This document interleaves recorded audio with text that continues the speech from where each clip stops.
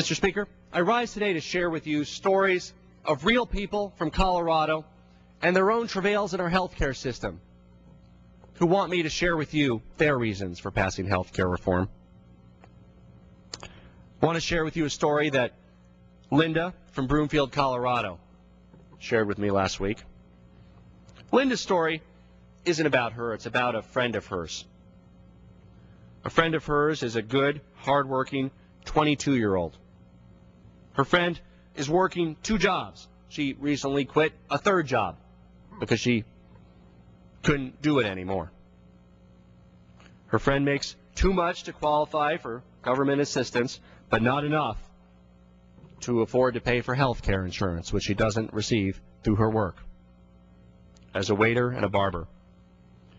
She's a responsible, tax-paying homeowner who works in a profession that doesn't provide group health insurance. Linda writes that her friend is an example of the tens of millions of Americans who work in service professions, auto mechanics, hairdressers, etc.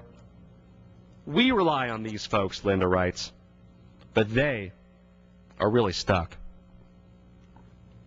What would the health care proposals before Congress do for people like Linda's friend?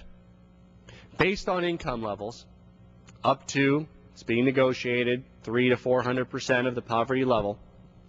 For an individual wage earner up to $40,000, $42,000 a year in income, they would receive affordability credits that they would be able to use. It's a voucher to be able to purchase the health care of their choice, so that people like Linda's friend wouldn't have to worry about being uninsured. They would have access to buying insurance through an exchange, a low-cost option that allows them to choose from a multitude of insurance companies or the public option at one low cost, giving them the same purchasing power as multinational corporations and the same leverage in negotiating with insurance companies as multinational corporations.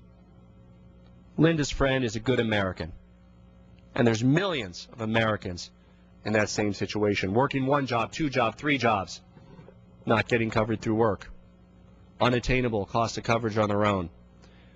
The bill before us, Mr. Speaker, would allow Americans like Linda's friend to go to sleep every night with the confidence that they have the health care that they need. Thank you, Mr. Speaker.